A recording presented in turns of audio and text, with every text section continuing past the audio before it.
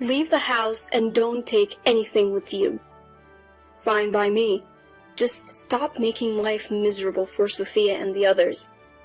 What on earth are these people talking about? But something inside me snapped at that moment. Alright, I'll leave then.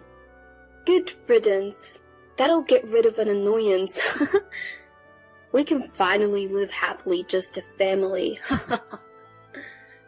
With those snide comments from my sister-in-law Catherine and her husband Robert, I packed my bags and left. Why didn't you tell us? Now, the in-laws have finally caught on. But it's too late. Let them suffer. Serves them right. My name is Anna, a 32-year-old office worker. I married my husband Ken 3 years ago. I met Ken through work. He would often come to my workplace for business, and I was drawn to his hard-working attitude. During a casual night out with co-workers, I ran into Ken at a bar and we ended up drinking together. As the evening went on, we found ourselves sitting next to each other and engaged in various conversations. Turns out, we both attended the same high school. Ken is 2 years older than me. Apparently, he was a senior when I was a freshman, but we never met. Maybe we passed each other in the hallway. That's a funny thought. It's hard to imagine we walked the same high school hallways, meeting only later in life. Back then, I was likely immature, full of that teen energy and noise. Who knows, maybe he saw me in the hallways and found me annoying. Thinking about it, I'm glad we met after we both matured a bit. That night out was the catalyst for Ken and me growing closer. He eventually asked me out to dinner and we started meeting up after work. One date led to another and we became a couple. Ken was kind, mature, and someone I could rely on. Gradually, I found myself falling for him. Our relationship progressed smoothly, and about a year in, Ken popped the question. Anna, you're the one for me. I think it's fate we went to the same high school. Will you marry me? Yes, I'd be honored. And so, we decided to get married. Next, we had family meetings with each other's parents. My parents were quite fond of Ken, which put me at ease. Who would have thought you both went to the same high school? That school has a great culture. I have a co-worker from there who's really dedicated. A trustworthy person, I'd say. My dad can be quite stubborn, so hearing him say that was a relief. Ken had graduated from a prestigious university and worked for a reputable company, so I wasn't too worried, but it was nice to have my parents' approval. Then we visited Ken's family for another family meeting. That's when things got a little uncomfortable. Ken's parents weren't exactly the warmest people. So, you're Ken's fiancé. You're quite plain, aren't you? We were hoping for a supermodel or at least the daughter of a big company CEO, given where Ken works. Hey, Dad, Mom, that's rude. Just kidding. You always take things so seriously, Ken. Right, don't take it to heart. Just parent humor. Sophia, my mother-in-law, and William, my father-in-law, were clearly mocking me. You didn't go to a famous university and I've never heard of your company. But as long as you focus on housework and have children, it won't be an issue. They made it sound like I was just a housekeeper and a baby-making machine. The family meeting made me instantly uncomfortable around my in-laws. Nevertheless, we wrapped up the meetings and got married. Married life was blissful. We both worked hard at our jobs and shared household chores. Ken was an excellent cook, even better than me, so I always looked forward to his meals. Whenever I made a request, he'd whip up that dish and it would always taste amazing. Even when I'd come home tired from work, eating Ken's cooking would lift my spirits. Of course, when it was my turn, I put my all into cooking. Ken would always compliment my cooking, saying it was delicious. I really like the depth of flavor in Anna's cooking. I guess I tend to overcomplicate things a bit, you know? No way, Ken. Your food tastes like it came straight from a restaurant. I feel like we're having our own personal chef. Really, that means a lot to hear you say that. We were always full of praise for each other. That's why we've been able to have such a harmonious married life. 2 years have flown by since we got married, and we're still as close as ever. But there has been one nagging issue. We haven't been able to have kids. Now, it's only been 2 years, so we're not exactly in a rush, but the pressure from my in-laws has been substantial. When are you going to get pregnant, Anna? Sophia, you asked about this just last week over the phone. These things don't change overnight. What are you talking about? If you keep procrastinating, that's why you won't have children. Are you sure you're even capable? What? Did you hide that from Ken when you married him? Absolutely not. If you're lying, I won't let it slide. Sophia often cornered me like this. Eventually, I underwent fertility testing and reported to my in-laws that I was fully capable of having children. They weren't exactly thrilled, but at least they understood I could have kids. Still, they continued to heap on the pressure. If you're capable of having kids, then hurry up. What a useless daughter-in-law. Being pressured like this only makes it harder to conceive. Every visit to the in-laws' house became an ordeal, and both of them would only criticize me when Ken wasn't around. Sophia would often call to confirm Ken was away before launching into her tirades. Life with Ken was great, but dealing with the in-laws was causing me a lot of stress. I felt uneasy, fearing that I'd have to endure their criticisms indefinitely. However, amidst all this, another issue arose. William, Ken's father, became frail and needed nursing care. And, of course, the in-laws expected us to move in with them. Ken is the eldest son, so it's only natural that he helps out. Since you can't have kids, the least you can do is be useful. They continued to press us like this, and Ken, unaware of the emotional toll his parents were taking on me, broached the subject of us moving together. Mom seems to be struggling a lot. I really want to help out if I can. What do you think? I was really torn. Living together would likely be hard. My in-laws have been giving me a hard time behind Ken's back. If I outright say no, Ken would be shocked. So I decided to lay down some conditions. Okay, I get that Sophia and the family are having a hard time. Can I add some conditions of my own? Sure, go ahead. I'm the one asking for a favor after all. Thanks. First off, I won't be taking care of William. Normally, that should fall on Sophia or their actual son, you, Ken. Also, I want to continue working. If you can agree to these 2 conditions, then we can live together. As I said this, Ken looked at me seriously. He might be disappointed. Maybe he'll say it's a problem if I'm not willing to cooperate with his parents. But Ken looked me in the eye and said, "All right, I accept your conditions. I'll make sure not to put any burden on you." Facing Ken, who looked at me straight on, I decided to trust him. And so we moved into my in-laws' house to begin our life together. They seemed to think they could boss me around as Sophia quickly started issuing orders. "Anna, please take care of William. And also, could you clean the shower and handle all the cooking?" Sophia said this as if it were a given, but I trusted Ken, so I stood my ground. I won't be doing any nursing care for William. That's not my role.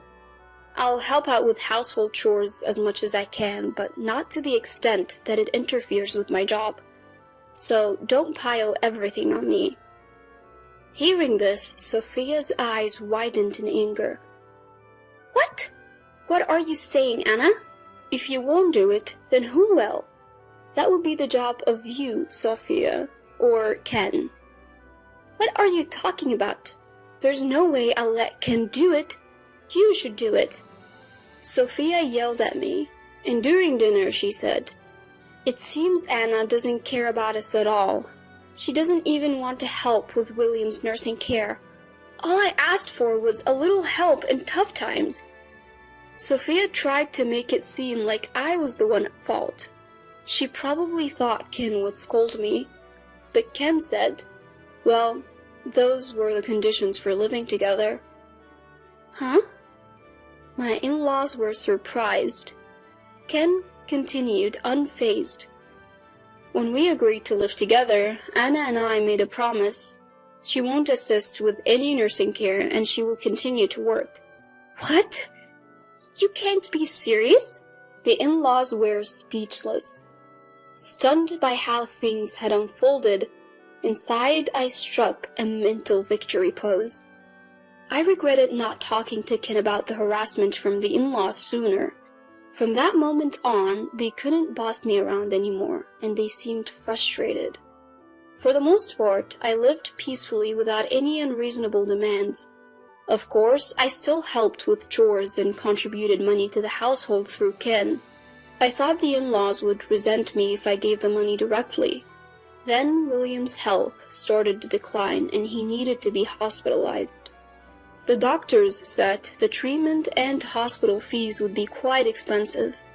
Sophia was really stressed about it. "I am on a fixed income now.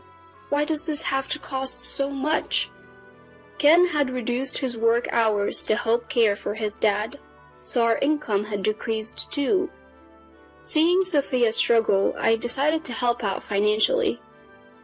I told Ken, "Give this to Sophia and say it's from you," offering to cover William's monthly medical bills. Ken initially refused, but he really cares for his parents, so I insisted. "Don't be shy, we're married after all," I said. Ken replied, "Thank you, this really helps." Grateful for my support. We continued our lives together while William underwent treatment. Then one day, an unexpected visitor arrived. Catherine, my sister-in-law. "So, Dad's in the hospital? Tough break. But that means there's an empty room here, right? So we can move in, can't we?" Catherine had barely set foot in the house before she dropped this bombshell. We'd only met her a few times, like at our wedding and hers and at family events. Since we moved into the in-laws' house, she never visited. So her sudden appearance and proposition caught me off guard. It seems she wants to live here. Honestly, I'd prefer if she and her husband moved in and we moved out. But Sophia declined, saying, "Ken's here now, and Dad might come back, so it's not possible." Catherine seemed to have expected this and quickly backed down, saying, "Yeah, figures." However, she did make it clear that she was ready to move in any time. From that point on, Catherine started visiting the in-laws' house more frequently.